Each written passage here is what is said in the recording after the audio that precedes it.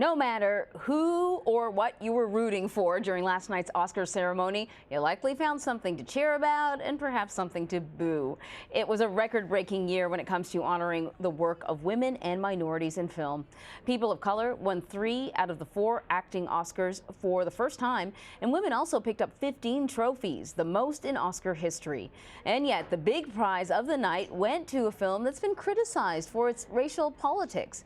Earlier this morning on CBSN AM, I spoke with Entertainment Tonight co-host Kevin Fraizer about the Oscars, and we started our conversation with the biggest winner of the night, Green Book, which won Best Picture despite the controversy surrounding the film.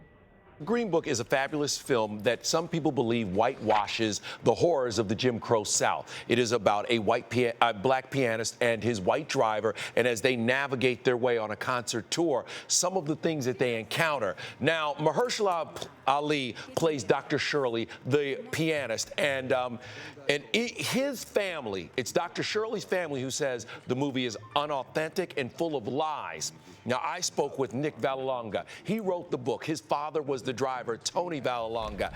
And he says, this is the way that Dr. Shirley told me he wanted this movie done. And the words he gave me are his exact words. And he said, please write the movie from your father's point of view. So that is what the folks who made the movie are saying. Meanwhile, on the other side, folks are saying, but this movie is unauthentic. It's kind of like it's a whitewashed look at the civil rights movement, and not just the civil rights movement, but also a look at the Jim Crow South. Yeah, I think, that was one of the challenges with the Green Book is, you watch it for the filmmaking, the storytelling, and just watch it as it is, stand alone without its sort of place in history, and see how you feel. And a lot of people really loved it. And then it was sort of tainted when we started to hear about, that the family was pretty upset about it.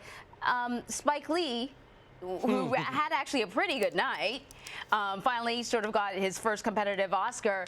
He seemed sort of upset about the Green Book winning, and some people thought maybe he looked like he was storming out. But later on, he was asked about that. Can you remember what he had to say? He did have a champagne flute in his hand at the time. He was sipping on champagne, and he said, basically after some hijinks, basically said no comment. But Spike did add later that it seems like every time someone is driving somebody, I lose. And he was talking about Do the Right Thing, losing to Driving Miss Daisy. I got to say that this was a night that Spike was looking forward to. This was the first time he was ever nominated for Best Director. And also, he was so excited when he won. He went up on stage and jumped on Samuel L. Jackson. Samuel L. Jackson started his career in a Spike Lee movie. So it was very interesting to see Spike, and Spike was excited. When he was on the red carpet, he pulled up, and you saw the love-hate finger rings he had on.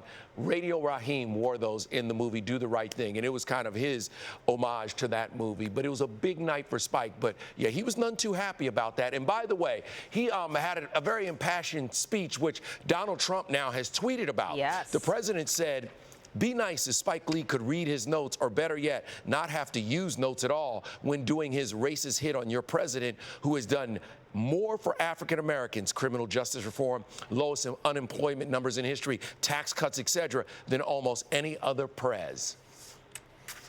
Yeah, well, not surprising that what Spike Lee said rubbed the president the wrong way. It's always surprising when the president decides to weigh in on matters like this, considering he has some other things to prepare for, like, a little old summit taking place in Hanoi. But, speaking to the idea of diversity, you remember #OscarsSoWhite. It certainly seems to a certain degree like some of the changes have resulted in the Academy kind of turning the corner. And what we're seeing is the work that former President Sharon Boone Isaacs did. This is her work because she changed the voting base of the Oscars and brought in more diversity in who gets to vote. And now you're finally starting to see that. 15 women, as you mentioned, had won statues. 29 of the 52 presenters were people of color. But also, you're seeing movies being made by people who are very diverse. And that's the big deal in Hollywood. When you go on a set now, you see the diversity and all the folks there. And then you saw Ruth Carter winning for costume design. We saw Hannah Beachler winning for production design. Ruth Carter is a genius, and her designs from The Butler to Amistad to Roots have been incredible. Now she's finally being recognized. These people who have lived in the shadows before are now being recognized. And so you see that in the voting base changing. Yeah, definitely. Some other surprises. Some people were surprised that Glenn Close did not win for Best Actress. Olivia Colman did, and she had this like very sweet, adorable speech, hoping that her children had gone to bed but not gone to bed, and hopefully they would have witnessed this moment. But you know, I think it was sort of tough. A lot of people were kind of rooting for Glenn Close, and from what I've heard, she's absolutely spectacular in The Wife. If you have not seen The Wife, I beg you to watch this movie. Glenn Close is incredible in it. And I thought if there was one lock on the night that I had to give you, it would have been this. I thought she was going to win. She had done so well throughout award season.